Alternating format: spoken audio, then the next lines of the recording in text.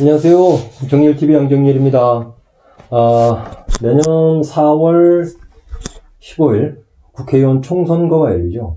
국회의원 총선거를 우리는 한일전이라고 얘기를 합니다.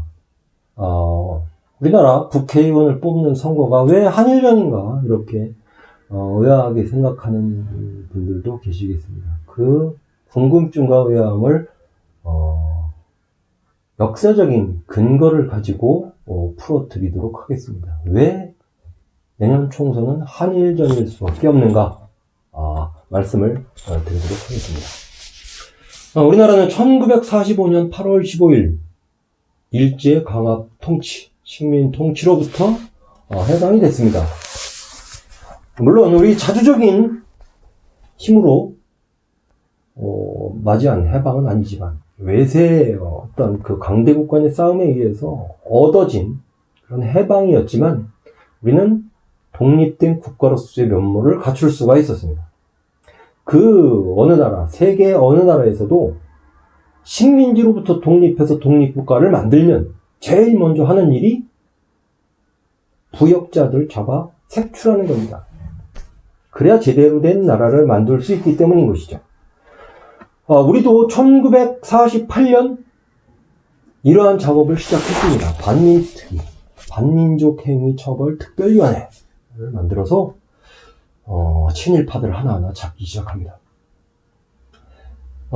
이때 노덕술이라고 하는, 그러니까 많은 사람이 잡혔지만 우리가 봐야 할 아주 악질적인 경찰이 노덕술이라는 인간이 있습니다.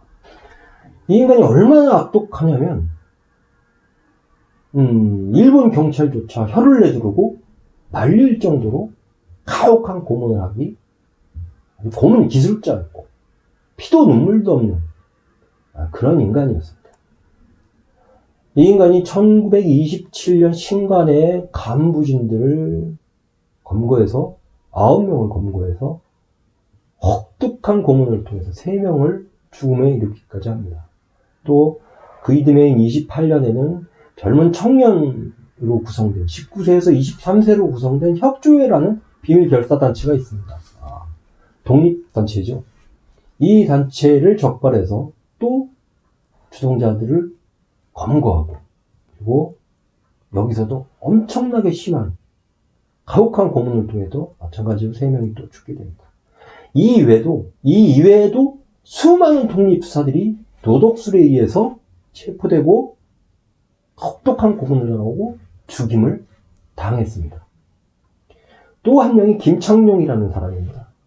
이 사람은 함경도 출생으로 만주에서 독립군 때려잡던 인간입니다. 해방되고 나서 자기 고향에 왔는데, 고향이 함경도잖아요.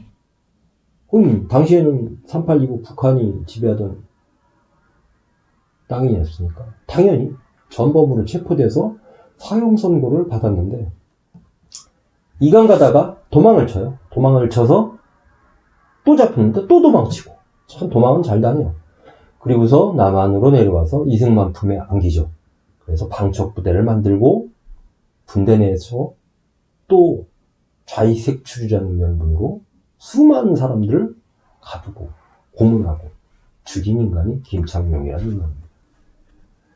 이 당시에 반민특위가 이러한 자들을 하나하나 잡아들이는데, 여기에 이승만이 슬슬 태클을 걸기 시작합니다.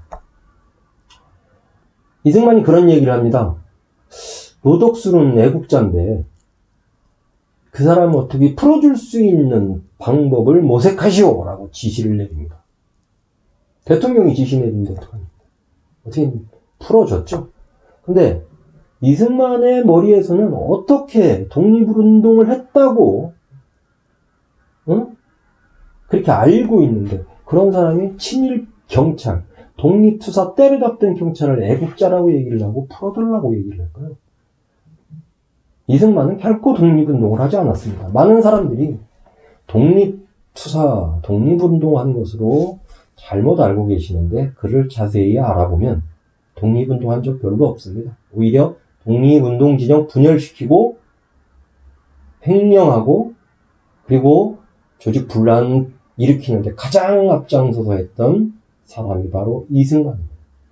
오늘은 이승만에 대해서 얘기하는 것이 아니기 때문에 다음 기회에 이승만의 행적에 대해서 한번 따로 영상으로 올리도록 하겠습니다.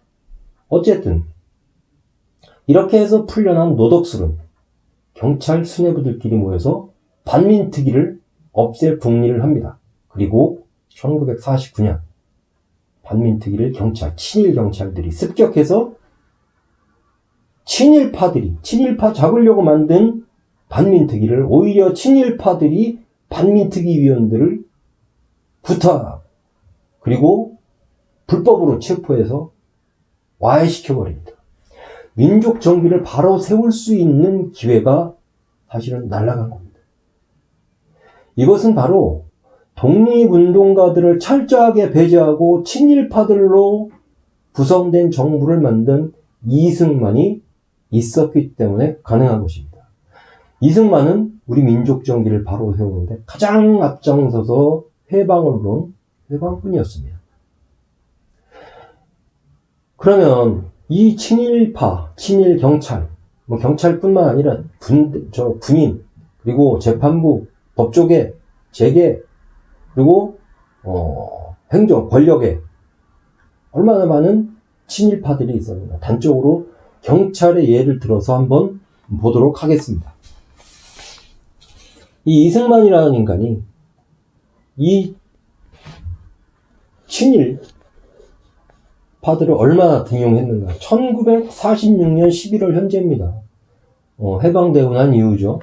해방되고 난 이후에 경찰 조직, 우리나라 경찰 간부, 최고 총수부터 해서 밑에, 경위라는 계급까지 이렇게 봤을 때, 경찰 총감은 한 명입니다. 지금으로서는 이제 경찰청장이 되겠죠.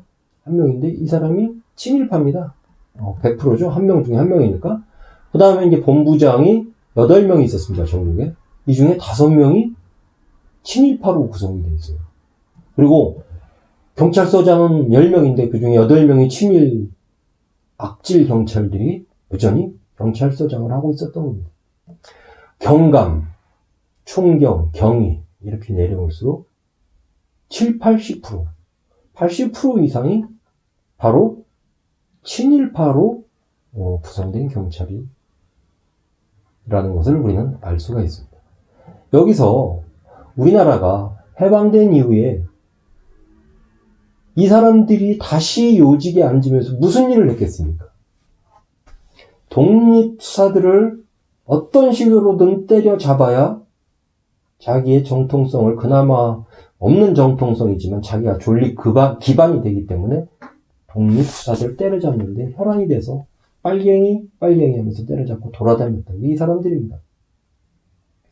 이뿐만 아니라 법조계와 행정부, 요직에, 그리고 재계의 친일파들이 골고루 다시 죽지 않고 고스란히 자리를 잡았습니다. 그 친일파들이, 그리고 그 후손들이 다시 우리 사회에 또 요직에 계속 앉아 있습니다. 아시죠? 이명박. 감옥에 갔다가 지금 보석으로 나와서 집에 있는 것 같더라고요. 이 이명박이 2008년에 일본을 갔었죠. 일본을 갔는데, 당시에 후쿠다 야스오가, 당시 총리 이름이? 예, 후쿠다 야스오였을 겁니다. 후쿠다 야스오가, 우리 일본 교과서에 독도를 우리 땅으로, 일본 땅으로 표기하게 하겠다. 이렇게 했더니, 그러면, 대한민국의 대통령이면, 그리고 일본 총리와 대한민국의 대통령이 만나는 공식적인 자리 아닙니까? 이 자리에서 이런 얘기를 하는 건 얼마나 무례하고, 얼마나 예의 없는 행동입니까?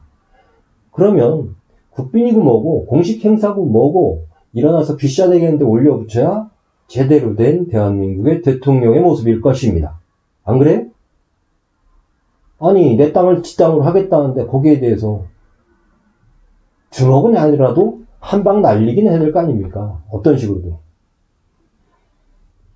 근데 뭐를 날렸냐면 직원주기를 날렸습니다. 이게 무슨 뭐 태극기도 아니고 우길기도 아니고 일장기도 아니고 직원조기를 휘날렸습니다. 직원조기 아시죠? 지금은 곤란하니 조금만 기다려달라. 뭘 기다려달라는 겁니까?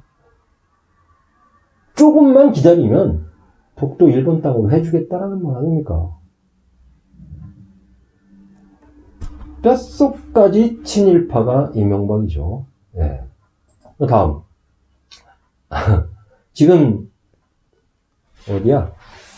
맨날 당 이름이 바뀌어가지고 지금 당이 뭐죠? 아, 자유한국당이구나. 자유한국당 대표죠.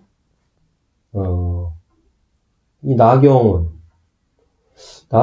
아까도 얘기했지만, 반민특위를 뭐라고 얘기를 불렀었죠? 반민특위가 국론 분열이다라는 인식을 하고 있는 사람입니다. 민족 정기를 세우는 일이 국론 분열이다. 그렇죠. 혼란이 오고. 근데 누구한테 혼란이 오고? 친일파들한테 혼란이 오는 거죠. 철저하게 나경원은 친일파의 입장에서 반민특위가 국론 분열이라고 얘기를 하는 겁니다. 친일파기 때문에, 일본 사람이기 때문에 당연히 그렇게 얘기를 하죠. 또 그러면서 친일 재산 환수법을 반대해요. 친일 재산이 뭐냐면 나라 팔아먹어서 우리 민족들 탄압하면서 그 대가로 받은 돈이 그렇게 형성된 재산을 친일 재산이라고 합니다. 당연히 국고에 귀속해야죠. 나라 팔아먹은 돈. 그러나 이 부분에서 철저하게 반대를 합니다. 왜? 이거 환수하면 자기들 재산 뺏길 사람 많거든요. 당시에 이 법이 올라왔을 때 당시 한나라당이 100% 반대했습니다. 전원이 반대해요. 당론이라고 그랬는지 모르지만. 또 자위대 창설 50주년 기념식에 참석하려다가 망신당했죠. 자위대가 무슨 군대입니까? 일제가 패망하고 나서 군대를 해산시키고 만든 게 자위대입니다. 이 자위대는 다른 나라의 군사 개입을 할 수가 없습니다. 그러나 지금 아베가 하고 있는 일이 일본 헌법을 고쳐서 자위대가 외국에 군사적 개입할 수 있도록 하려고 하고 있습니다. 자위대는요, 엄청난 막강한 화력을 갖고 있습니다. 언제든지 헌법 몇 줄만 바꾸면 예전에 동남아시아를 그리고 우리를 침략했듯이 충분히 침략할 수 있는 그런 군국주의 군대가 될 수 있는 것이 바로 자위대입니다. 이 자위대 창설 50주년 기념식이라고 쫓아간 사람이 바로 나경원. 친일파 아니고는 알 수가 없는 거죠. 또 한 명. 또 있습니다. 그죠? 요즘에 배고픈 사람. 지금 청와대 앞에서 단식하고 있습니다. 지금도 하고 있는, 지금 4일째인가 그렇다고 하는데, 이 사람 반대하는 명분이, 지소미아 파기 종료 결사 반대한다. 패스트 트랙도 얘기도 하고, 국정 운영이 잘못됐다, 이렇게 하지만, 보면, 지소미아 파기, 이거 막겠다는 겁니다. 지소미아가 뭡니까? 한일 군사정보 교류 협정인가 그렇잖아요. 일본이 우리나라에 대해서 말도 안 되게 경제 보복을 가하고 하니까, 우리가 가만히 있을 수 없지 않습니까? 우리를 치는데 우리도 쳐야 되는 거고요. 그래서 이것을 파기하고자 하는 겁니다. 그랬더니, 결사 반대하고 있습니다. 일본의 입장에 서서. 일본의 이익을 건드려? 내가 목숨 걸고라도 지키겠다라고 하면서, 청와대 앞에 가서 저렇게 앉아서 참 단식을 하고 있습니다. 근데 목숨 걸고 하겠다는데 밤에는 춥다고 저기 어디야? 청와대 가서 청와대라면 국회의사당 가서 따뜻하게 하고, 참 어떻게 목숨 거는 사람이 이렇게 추운 거를 따지는지 모르겠습니다. 예전에 우스갯소리로 그런 말이 있었잖아요. 겨울에 한강에서 투신 자살하려고 하던 사람이 가서 딱 뛰어내리려고 했더니 강물이 너무 찬 것 같아요. 되게 추울 것 같아서 포기하고 돌아서면서 그럽니다. 너무 추워서 안 되겠다. 날 풀리면 오자. 이거하고 뭐 틀립니까? 어쨌든 철저하게 일본의 이익을 위해서 목숨 걸고 단식하겠다고 하는 게 지금 자유한국당 대표의 모습입니다. 철저하게 친일이죠. 우리는 이런 지도자들을, 지도자라고 하는 건 좀 그런데, 어쨌든 이런 사람이 정치를 하고, 그리고 당의 대표, 원내대표, 그리고 또 어떤 사람은 대통령까지도 해먹습니다. 그런 사람은 과연 우리는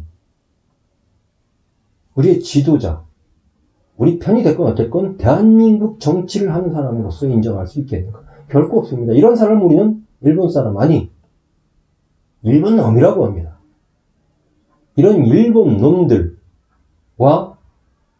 싸우는 게 2020년 4월 15일 치루어지는 총선거라는 것입니다. 그래서 우리는 다가오는 총선은 한일전이다, 이렇게 얘기를 하는 겁니다. 이번 총선은 한일전이고 1948년 반민특위가 해내지 못했던 민족정기를 바로 세우는 그러한 선거가 바로 내년 4월 15일 치루어지는 국회의원 총선거입니다.